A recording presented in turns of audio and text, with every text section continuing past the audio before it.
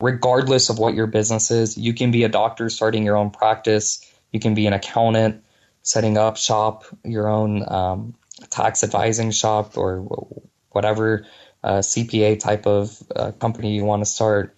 But I think having an understanding of the digital marketplace is the first step in starting your business.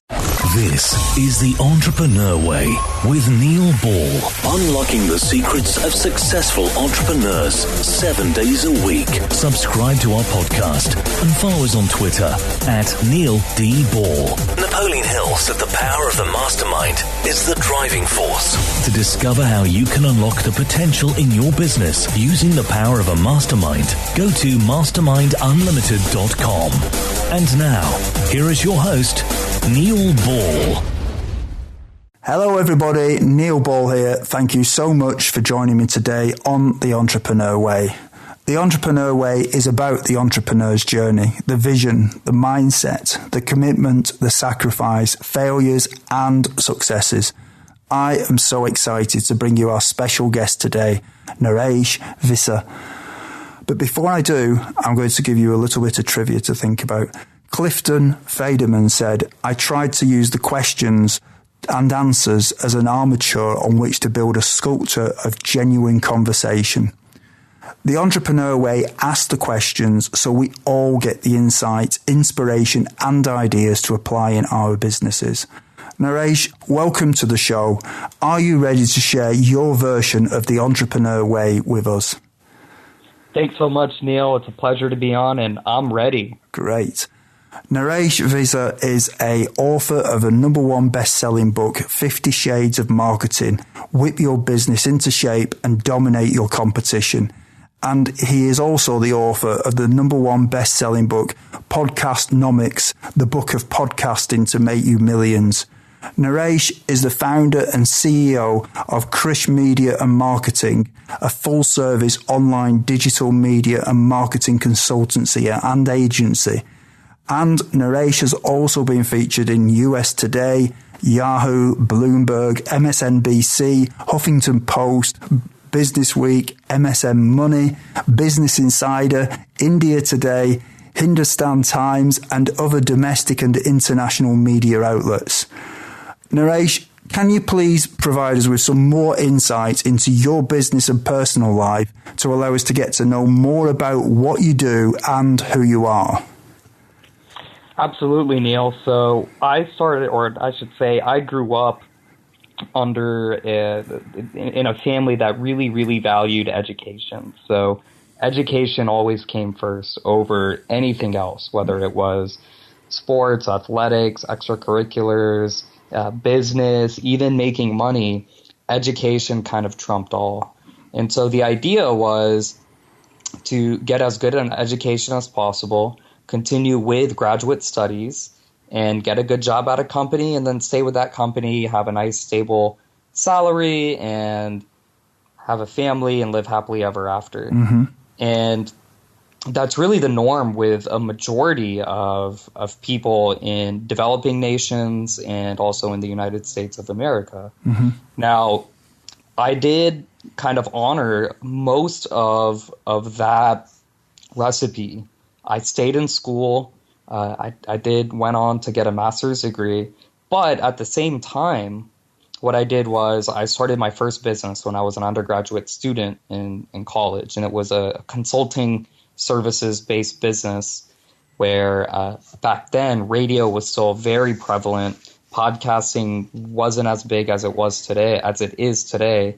So I was doing a lot of radio work for different financial radio stations and radio shows around the United States of America.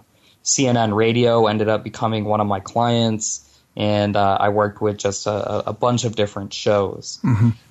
But as I said, I did this on the side while I was still in school. So I never dropped out of school. I never compromised my studies. I went on to get a master's degree.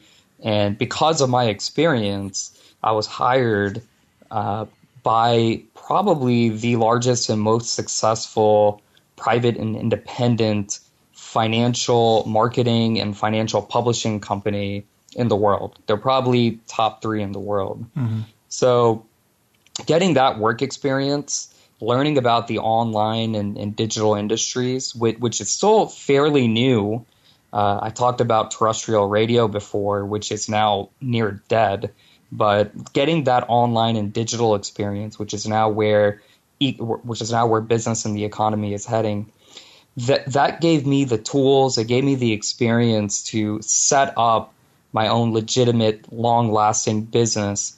So I left that company after about a year and a half of starting a division for them, started Krish Media and Marketing, which you mentioned in the introduction, and then I've started a couple of startups, or I should say several startups, since then as well with different investors and business partners. Many of them have failed and are no longer in business.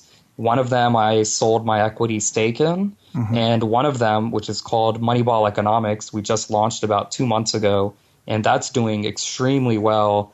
It's a financial publisher, an investment publisher that uses big data analysis to forecast economic data and also individual publicly traded companies. So that's my kind of professional background in a nutshell, as well as a little glimpse into how I grew up and how I was raised and my personal background. So just one thing, right now, how do you actually make money from what you do? So we have Krish Media and Marketing, which is my digital consultancy and agency. We work with a variety of businesses, existing businesses and companies. Initially, we were working just with the financial industry. We were working with investment publishers, banks, brokerages, broker-dealers, hedge funds, real estate firms. And what we were doing is helping these businesses gain more of a digital presence so that they could accomplish two things. Number one, cut costs really through marketing and outsourcement. So to cut costs. And number two, to convert more sales. So we offer services such as outsourcement, recruiting, and then more digital marketing type of services like social media management, affiliate marketing, pay-per-click, Google AdWords, social media marketing,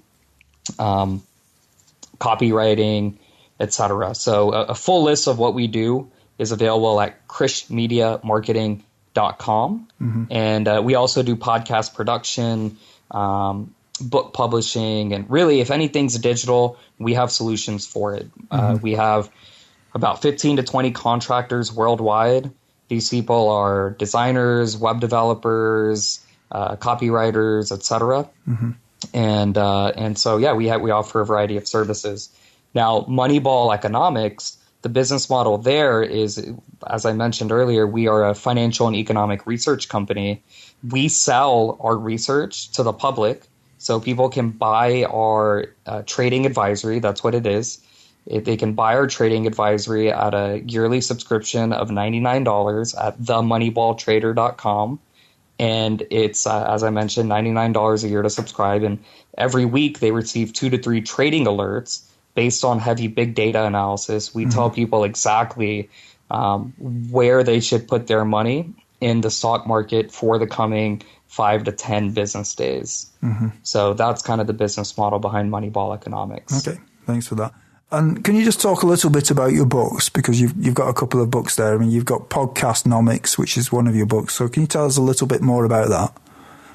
Podcastnomics was my first best-selling book, and it is a book all about podcasting. It's really a primer on podcasting, from what a podcast is, the history of podcasting, to how you can get started podcasting, the type of equipment you need, the software you need to get started, and then most importantly, how you can market and monetize and make money off your podcast.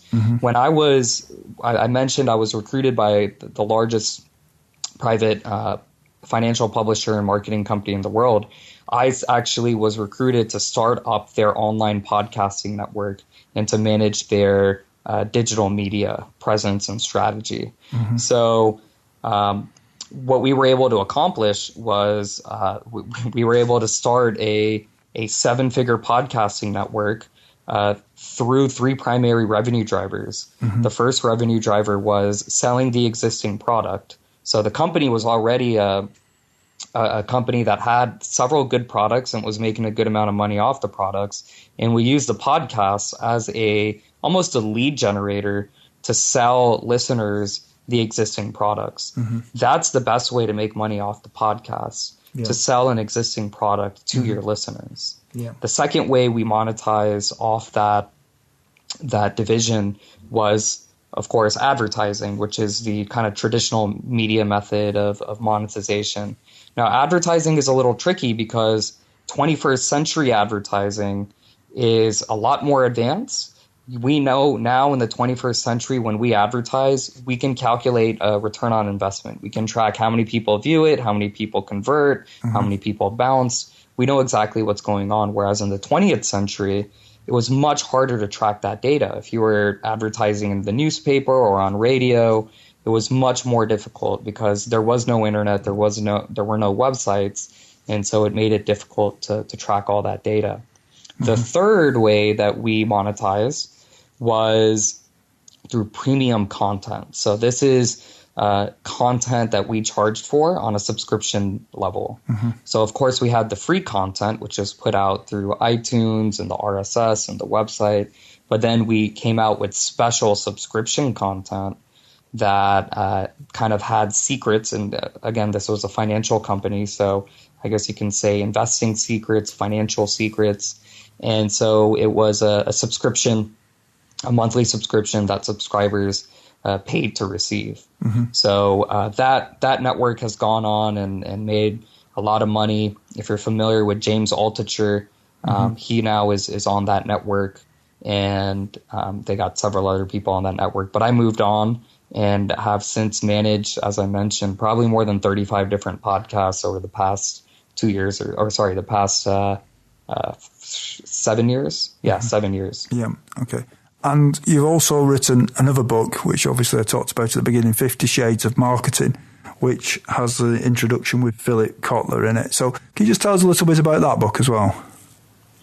The genesis of 50 Shades of Marketing, the subtitle is Whip Your Business into Shape and Dominate Your Competition. Yeah. The genesis came about because I realized when I went out on my own that the traditional way, the traditional corporatism is becoming obsolete.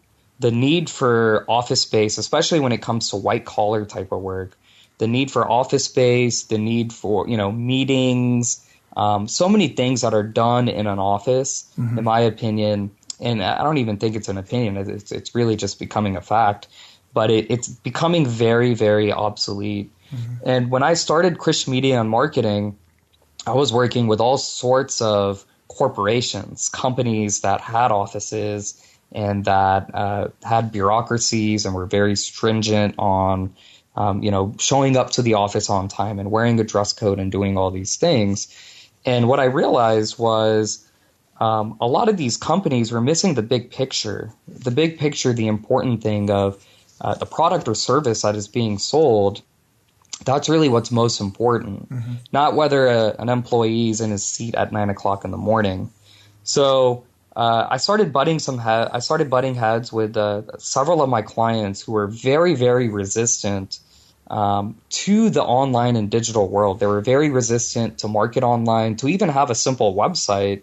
They just thought it was irrelevant. They thought, the online and digital world is for young people who don't have any money and won't spend anything on it. They won't spend anything. And that's just the furthest thing from the truth. That was the genesis of 50 Shades of Marketing, because I wanted to write really, again, another primer on the online and digital marketplace. And I wanted to lay out strategies and principles for business owners, entrepreneurs, marketers of all type.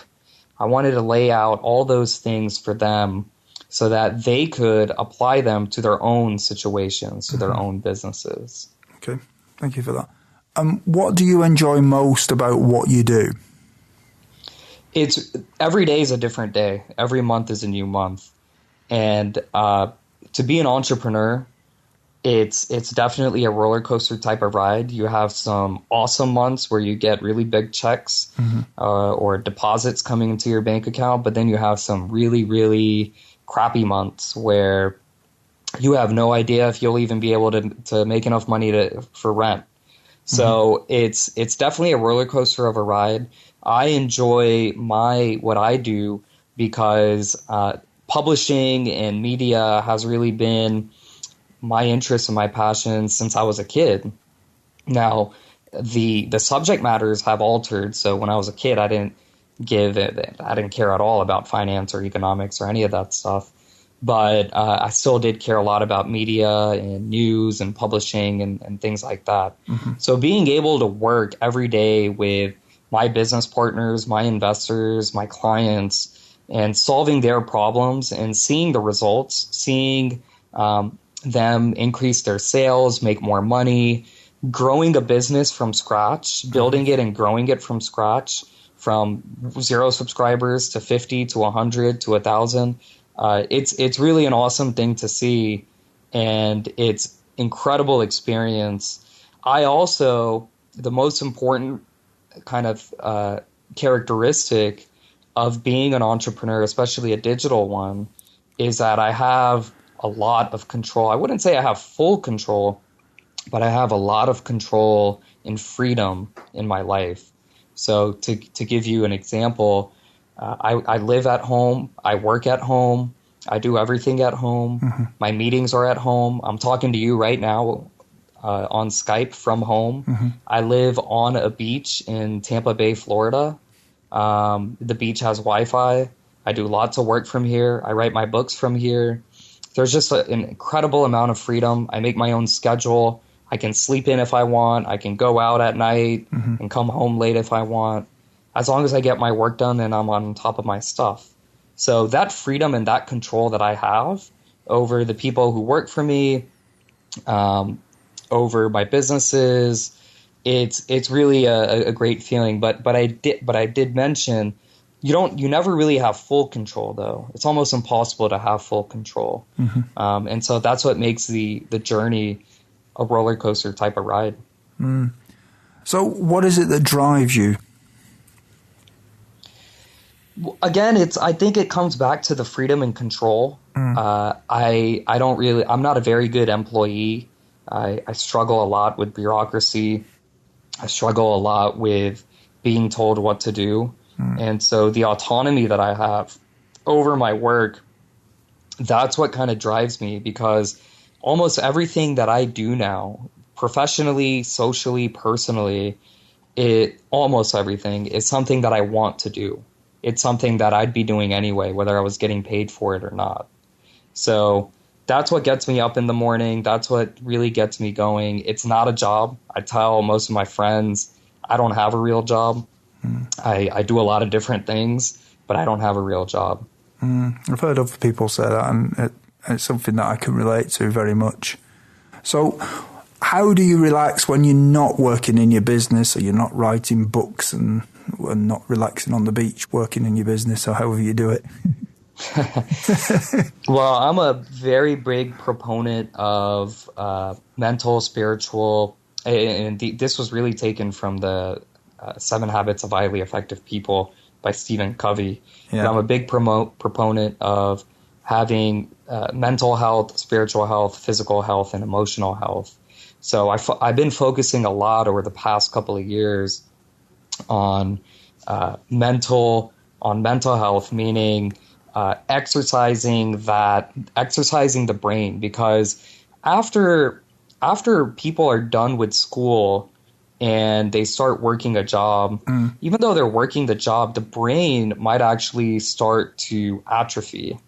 And when you're in school, at least, you're always on your toes, studying for exams, learning concepts, going from class to class. It keeps the mind pretty sharp. So to mentally stay fit, I think it's very important to, at least what I do, I read a lot of books, not the news. I don't actively read the news at all, but I read a lot of books, and I watch a lot of kind of educational movies, documentaries, things like that.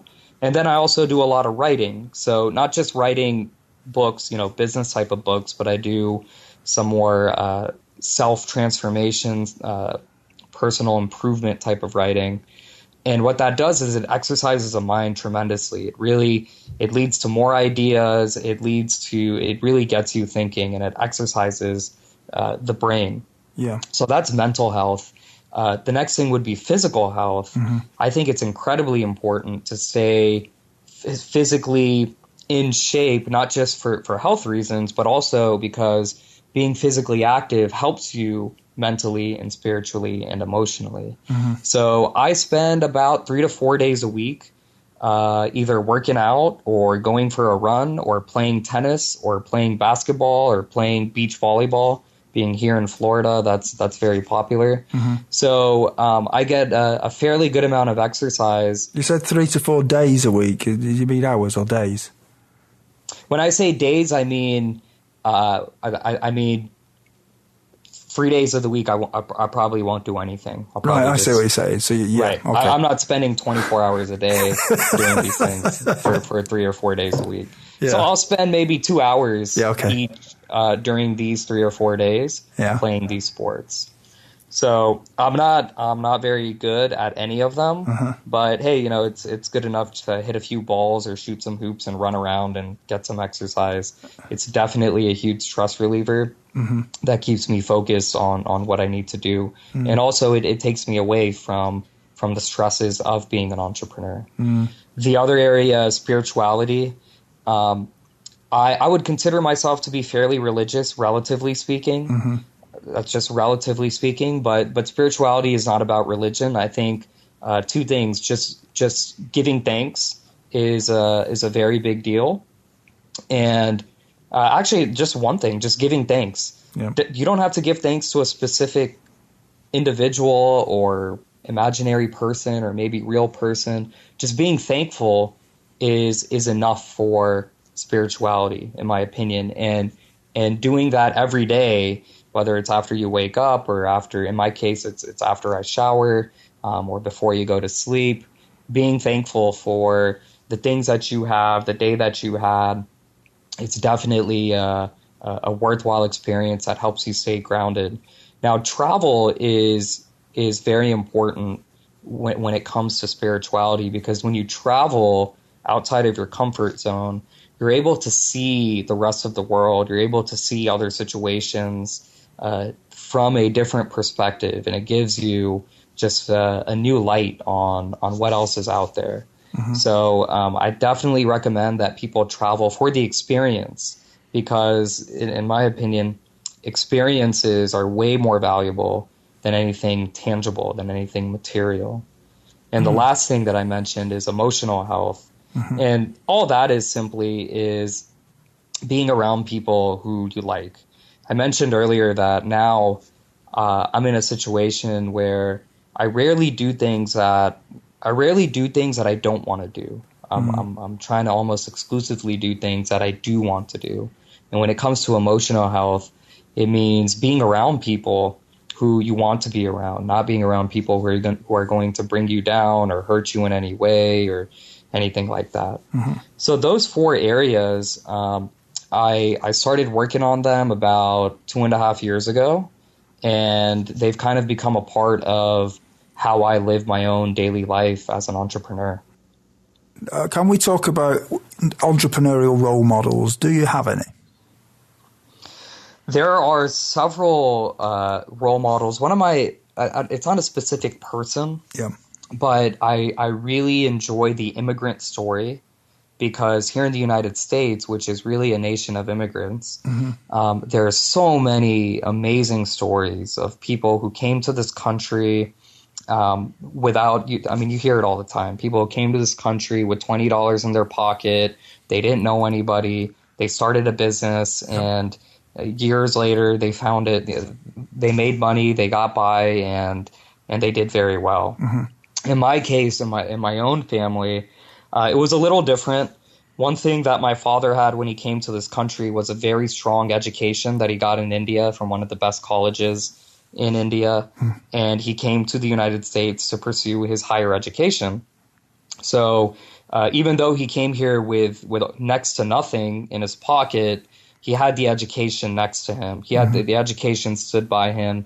And that's how he was able to get a job, and then years after that start his own company, and then started another company. So he's definitely a role model of mine. But there are really, it's just the immigrant story of people coming here, not knowing, some of them didn't even know how to speak English, and being able to succeed in this country and to give back. It's just very, very phenomenal. Yeah. In fact, I think it's the same here, actually. But Brian Tracy says if you want to be successful, you've got to want it like an immigrant. I think that's one of the things he says. I don't know if you've heard that. I have heard it. I've read some of Brian Tracy's books. He's come out with a lot of good ones, and I think I read that somewhere. It might have been in a blog. Yeah, I might have misquoted that slightly, but I'm sure it was something like that. But yeah, okay. Can we talk about the time before you were an entrepreneur? What can you talk about what difficulties you had to overcome when you started your business? So the beginning of my entrepreneurial career was actually the easy part. Things got hard, I would say, a year into my businesses. And the reason why things were smooth early on is because, I was in school when I started my first business. So I knew, it was a service business. So I knew if I don't have any clients or business coming my way, I can always graduate and just get a job somewhere. So I didn't really face much pressure while I was in school doing my business thing. Now, when I completely went out on my own, I was done with school. I was no longer at a company. I was just 100% on my own. The transition was very simple, and getting started was much easier than I ever thought it would be. In fact, I was kind of shaking my head, like, I don't know why so many entrepreneurs say it's so hard and this and that. And it's largely because when I was working full time, I was running a business on the side. Yeah. So when I left the company, I was able to take my side business and make it full time. Okay. So as soon as I left my company, it's almost like I gave myself a 20% raise from what I was making at the company to what I was doing with Krish Media and Marketing. That was the first company. Now, the problems, however, arose about a year in. My first year was great. I thought this was too easy. I was living the dream in Maryland, not too far away from D.C. But the first problems came in because a year in, because my biggest client was in the precious metals industry. And if people follow anything about the precious metal space, they've tanked over the past 3 years. They've gone nothing but down, nowhere but down over the past 3 years or so. So anyway, the industry is facing a lot of, pretty much the entire commodity space right now is still experiencing a lot of cuts. I lost my biggest client. And then a few months after that, my biggest client, someone else, we got into a lawsuit. I don't know how things are in Europe or in Britain, but in America, lawsuits are very common. It was my first big lawsuit. I was in really small lawsuits before, but this one was a 6-figure lawsuit. We had lawyers involved, bullying each other, people saying all sorts of things about me saying all sorts of things about them threatening me with all sorts of things. And that actually derailed a lot of my business. Just mentally and emotionally, I was out of it for months because I had no idea if this thing was ever going to get settled, if it went to court. I would have to spend a lot of money on my lawyers, traveling because my client was located across the country. It was just a state of, I don't want to say purgatory, but intense pressure. And it was my first experience being a part of something like that. Now, the experience was very worthwhile. When it was all said and done, we settled, and it's almost like I got a mini law degree after going through that experience.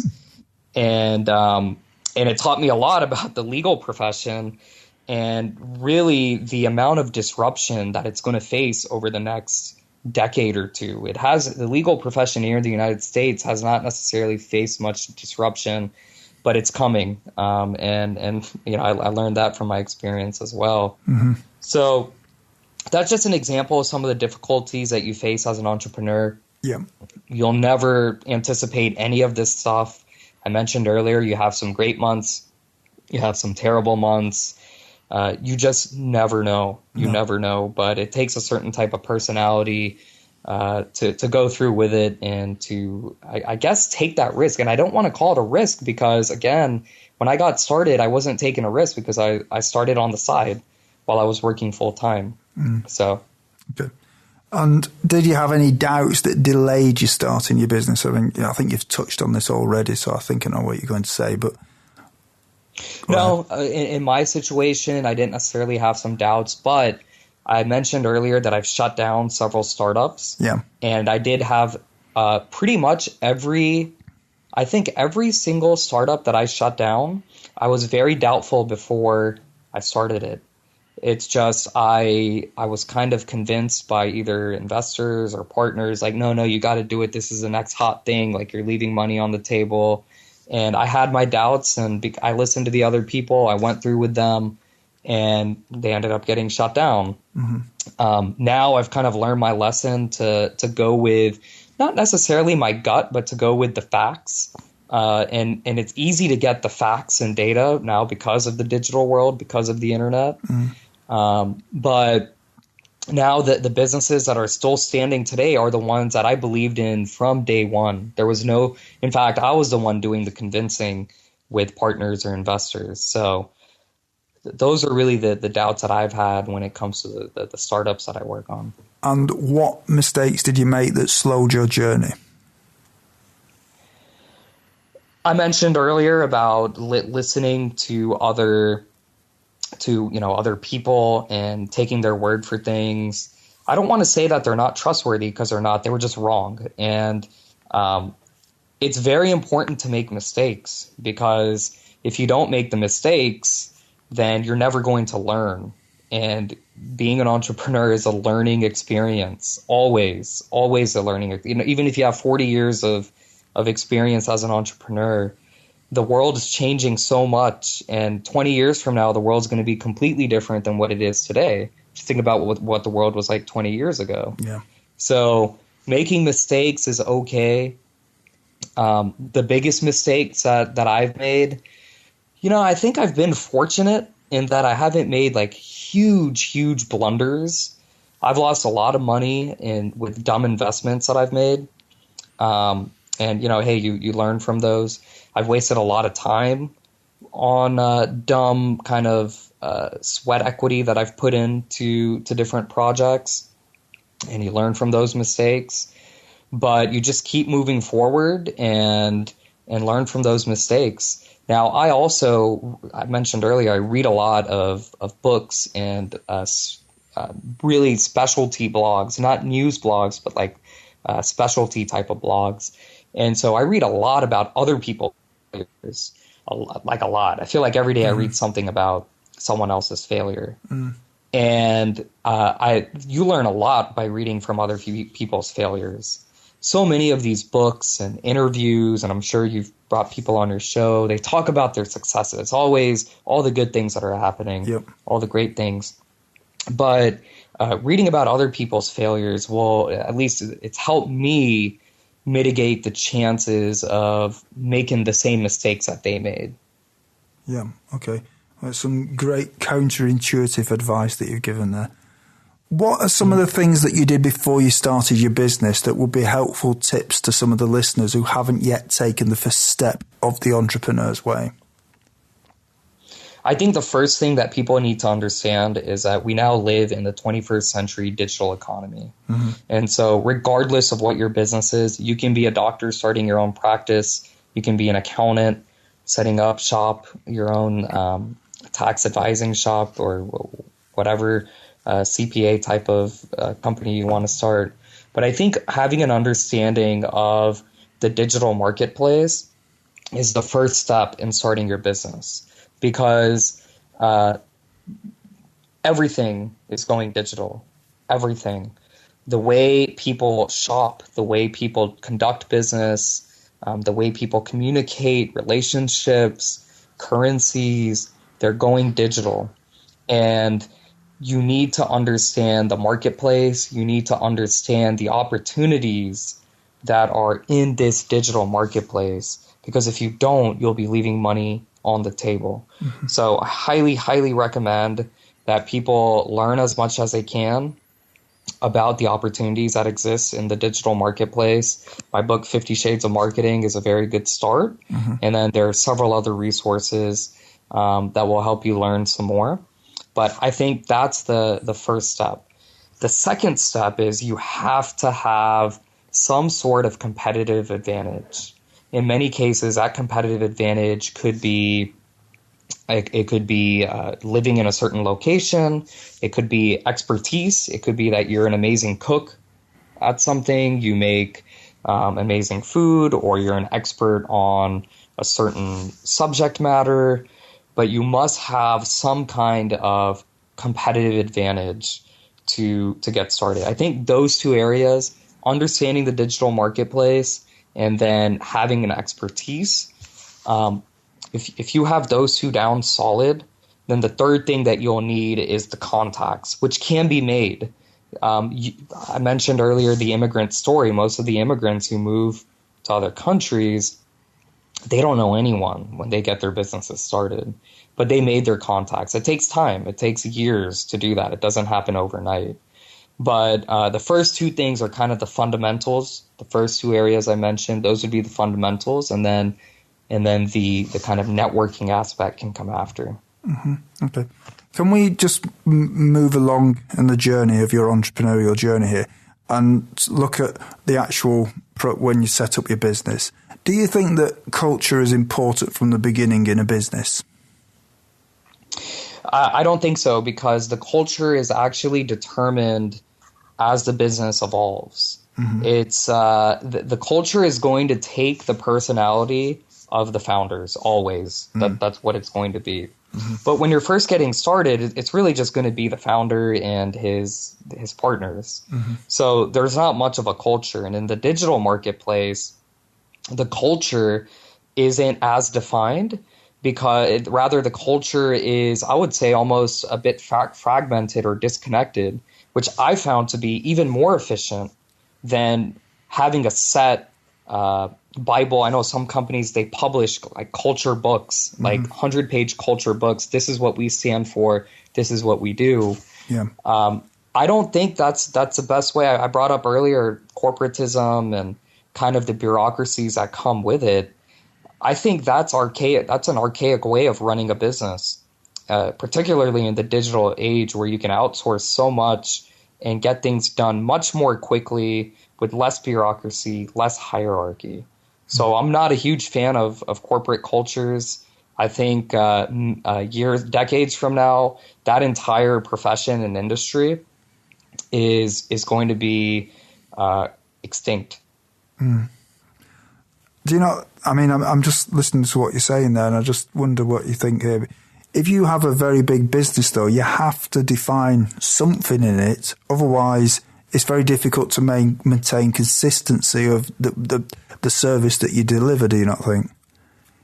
Yeah, so again, the culture, and this happens all the time. You hear it all. If you talk to a corporate drone, he'll tell you how many times a company that he or she's been working for 30, 40 years has changed culture. And so I just feel like defining a set culture, it's very difficult to make it long lasting, because companies are always churning out, CEOs are shuffling in and out, regardless of how big the company is. So an example, two good recent examples would be Apple and Microsoft. Microsoft had a certain culture in the 80s when Bill Gates founded it, and it really took the personality was based off him. They've had a couple of CEOs since then, and the culture, if you just type in Microsoft culture, there are tons of articles that you can probably read about the changing of culture, how the changing of culture has led to the stock price's demise, and now Bill Gates is back with Microsoft as chairman of the board to get things back on track. So the point I'm trying to make is you can define your culture. you can, as a CEO, you can define your culture and come out with your booklet and make people read it and all that. But I just don't think it's ever going to be long lasting. And the same thing with Apple. Steve Jobs, there was a certain culture that he didn't necessarily implement. It took the personality of him. He was a very strange fellow. Mm-hmm. And then when he passed away, the new CEO came in, and the culture has changed quite a bit since he's left. The innovation has changed since he's left. Mm-hmm. So the point I'm trying to make is, yes, there will always be a culture. Even if you don't define the culture will develop. Mm-hmm. It will happen. That's just the case. It's the law of human nature. But I'm not a fan of laying out the culture in a formal constitution and making people act a certain way and do certain things and all that. Mm-hmm. I don't think you should be worrying about that too much as an entrepreneur, especially when you're just getting started. Okay. Knowing what you know now, is there anything that if you'd known it when you started out would have helped you to shortcut the learning curve? I actually would have gotten involved in business more in entrepreneurship more when I was younger. So even going back to high school, if I got that experience, I think I would have shortened the learning curve.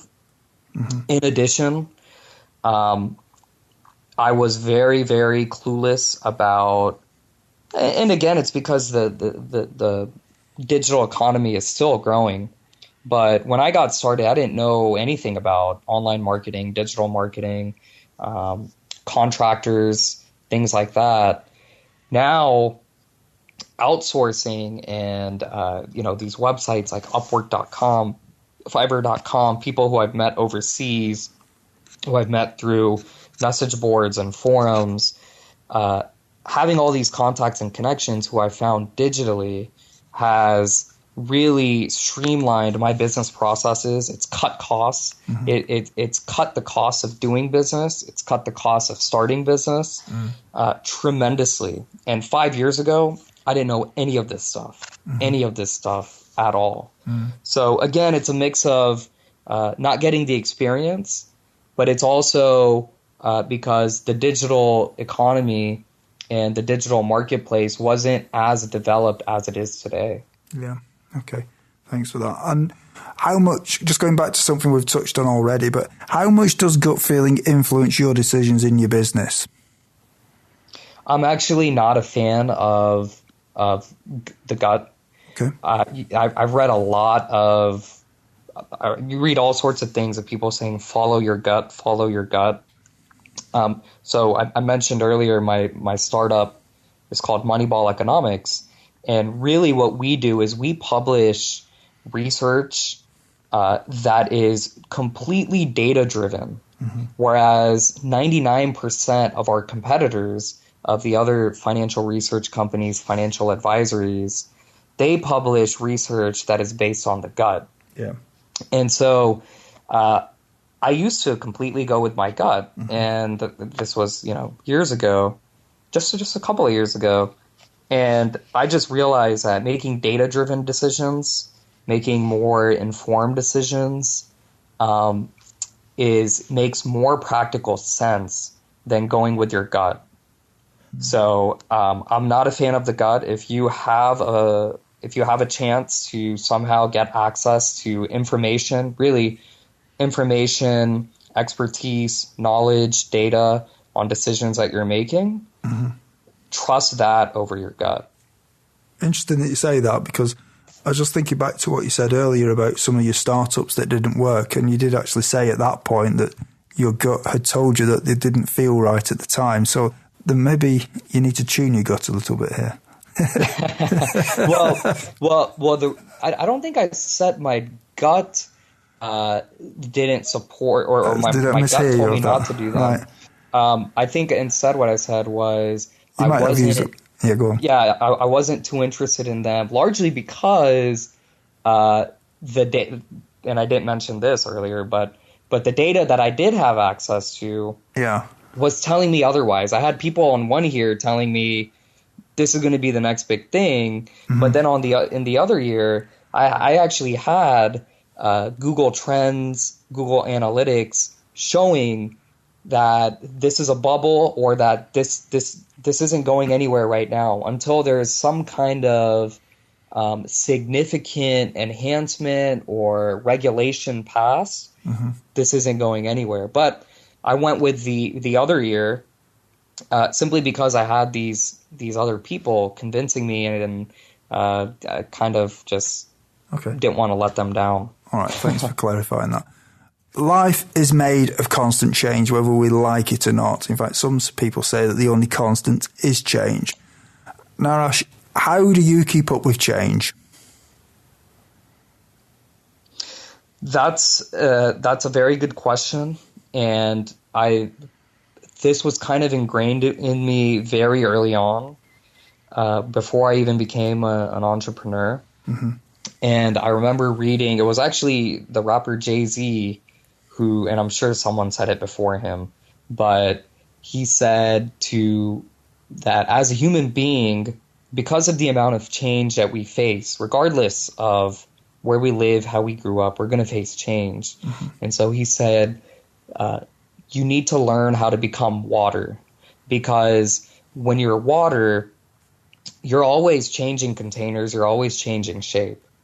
But when someone drinks you still taste the same. Yeah. So I think it's important that people, they need to develop those characteristics, the malleability that water has. They need to develop those because it'll help reduce your stress levels. It'll help you manage multiple issues and projects at one time, personal and professional. So that's the only thing I would say. It's to don't get too high during the highs, don't get too lows during the lows, don't get angry or whatever about small things, dumb things. Just be water and live life to the fullest. So don't be steam. Don't what? Don't be steam. Yes. Okay, so can you tell us what your favourite books are on, or your favourite book is on entrepreneurialism, business, personal development, leadership, or motivation? And can you tell us why you have chosen it? Well, I explained it earlier, the 7 Habits of Highly Effective People by Stephen Covey. Yeah. That is, I think, the best book for anyone. So yes, it's good for business, but it's also great for self-help and self-improvement. The other book that it's a religious text, it's an ancient Hindu scripture called the Bhagavad Gita. Now, even though it's considered a religious text, it's really a philosophical text. How do you spell that? Say that again? How do you spell that? It's BHAGAVAD space GITA. Okay. And that's considered it's equivalent. The Muslims have the Quran, the Christians have the Bible, Jews have the Torah. This is considered the official book of Hinduism, and it's a philosophical text.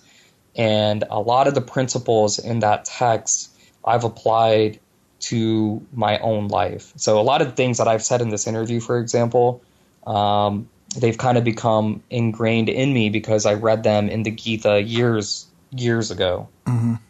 Okay, thanks for that. Everyone, when you have a busy life, listening to audiobooks is a great way to expand your knowledge in the time when you may be doing other things, such as driving your car or when you are at the gym. We have a special offer for you of a free audiobook of your choosing. To choose your free audiobook, go to www.freeaudiobookoffer.com. As long as you've not already signed up, then you will qualify. Naresh, what I'd like to do now is I'd like to talk about the future a little bit. So what one thing would you do with your business if you knew that you could not fail? I would want to start more businesses. So this is somewhat of a loaded question, but I believe that if you look at all these successful business people in really who you might know, one common thread that you'll notice among almost all of them is they own real estate. They own property. So I don't own any property yet. I don't own any real estate yet. But it's an area that I want to get into. Living is a necessity. Living in shelter is a necessity. So there's always going to be demand for residential real estate. I brought up earlier the digital economy, which is going to disrupt the commercial real estate space, and it already has. But having a home to live in, to bathe in, to eat dinner, a table to eat dinner on, that's a necessity that is going to stay. You can't digitize that. You can't digitize that. It's going to stay forever. Yeah, absolutely. So if I knew that my businesses would never fail, I would definitely want to use a lot of the money that I make from them to start a residential real estate business. And I would want to continue to grow my businesses. My goal is not to start businesses and sell my stakes or sell the businesses. I want to grow them. I'm very, very aggressive in my tactics and my growth strategy. I want to grow them. I want to hire people. I want people overseas. I want them to become almost like a machine, so that I want them to become so automated and so like a machine, so that I can take a step back and just let them run on their own. Okay, thanks for that. And what skill, if you were excellent at it, would help you the most to double your business? That's I think this goes back to online marketing and understanding the digital marketplace. So the better you can become at understanding this, the more success you're going to have in your business. So of course, in my business, which is completely digitally oriented, but even a physical business like a restaurant or a bar or a club, if you understand that, I think it'll just make you extremely, extremely successful. And in 5 years from now, if a well-known business publication was publishing an article on your business after talking to your customers and suppliers, what would you like it to say? Well, I can't really answer that question, because the customers and suppliers and partners and all that, they could say whatever they want about us. All I can say is I hope it's good stuff. I hope the work that I do, I try to be as honest as I can. I try to be as open and transparent as I can when dealing with our clients, vendors, affiliates, partners, investors. I can control the things that are under my watch, but what other people think about me or my business, that's completely up to them and their opinion. Yeah, I understand that. I think the idea of that question was that you paint a picture of what you'd like them to say. So to some extent, I understand what you're saying, but obviously you drive your business with an intention of creating a certain level of happiness with your customers. So I was sort of trying to get that out of you there. Do you not think that's something that you'd want to do? Yeah, well, that's I think that's the goal of every business owner. Yeah. I want to be successful. I want to treat the customers right. I want everyone to be happy. So that would be great. Yeah. Okay. We're now at the part of the show where you share your 3 golden nuggets with us. So, Naresh, what is your favorite quote and how have you applied it? So, part of being an entrepreneur, we talked about earlier, is the ups and downs that you face. And there are times when you are going through hell. And I remember there were strings of months where I was worried about not being able to pay rent. I was worried about shutting down my business and being forced to move somewhere or sell my car or sell other assets that I had. So I think it was Churchill. So you might have heard this quote that Churchill said during the 40s, I think. He said, if you're going through hell, keep going. So there's a tendency that when people are facing the tough times, they can just give up, or they say, this is not for me, I'm walking away. But when you're going through hell, which is very different from if your business is failing and it has no future, that's very different from when you're going through hell. Yeah. So when you're going through hell, keep going, I think is is almost a mantra that business owners should definitely write down somewhere. Mm-hmm. They should frame it and keep looking back at it during the ups, during the highs and the lows. Mm-hmm. That's great. I haven't heard of that before. And do you have any favorite online resources you can share with us? When you say online resources, do you mean specifically for like entrepreneurship or business, or? Yeah, just things that you find particularly useful. So, yeah, well, I subscribe to several. Actually, no, I don't anymore. But I read, not necessarily online, but I mentioned earlier, you can get the books online, but I read a lot of business type of books, mm-hmm. self-help, self-improvement type of books. So I do recommend, let me just name a few books mm-hmm. for entrepreneurs. The first book is called The Long Tail, and it's by, his name's slipping my mind, but it's called The Long Tail. It was published in 2008, I want to say. So it's a little older book, mm-hmm. but the principles are timeless because the author's name is Chris Anderson. I just remembered. But the principles are timeless because it does a great job of laying out the 21st century way of doing business. And the 21st century way of doing business is not just digital, but it's also following this long tail. Not if you look at a bell curve, for example, mm-hmm. A bell curve will curve up and then it will taper off. And the book talks about the portion that's tapered off, not that big kind of parabola that's on a graph. Instead, it's the tail. That's where the true value of your business is, mm-hmm. on that tail side. Mm-hmm. So I recommend all business owners read that. And then, of course, the 7 Habits of Highly Effective People.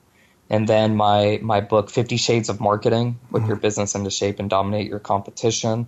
Very beneficial resource. And in that book, there are more than 30 different resources on very specific digital commerce areas like affiliate marketing, copywriting, outsourcing, how to do all sorts of different things, publishing a book, podcasting. It lays out a ton of resources there. Okay. So I'd recommend that. And then I have my own newsletter too, NareshVissa.com. People can get on my mailing list, and I send out some tidbits and goodies for entrepreneurs. Okay, thank you for that. And what is your best advice to other entrepreneurs? I think people should give entrepreneurship a shot. Yeah.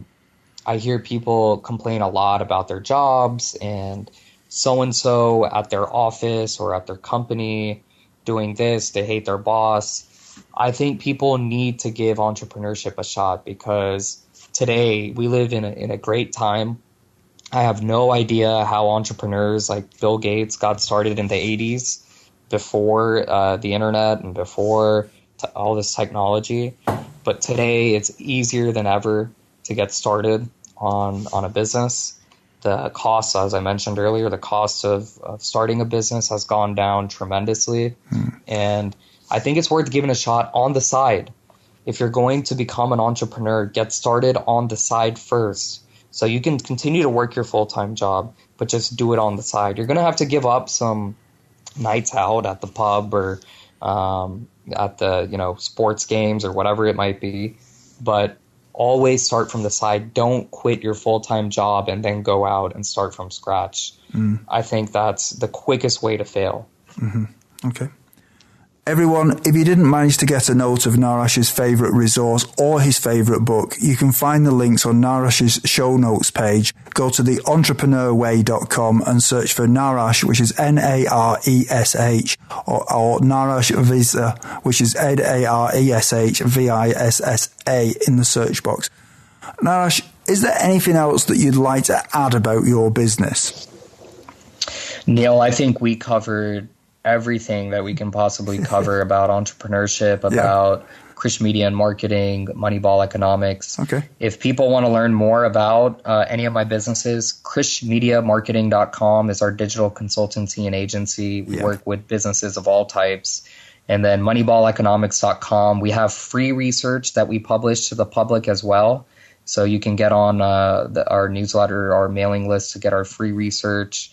And that's about it. Okay, Naresh. Thank you for sharing such a huge amount of useful information with us. It really has been great hearing your opinions, and you've come up with some great ideas and really given us some insight into what the entrepreneur's mind thinks and does. So thank you very much. Thanks a lot, Neil. It's been a pleasure talking to you and great questions. You're welcome. Thank you. Thank you for listening to The Entrepreneur Way. Subscribe to our podcast and follow us on Twitter @Neil D. Ball.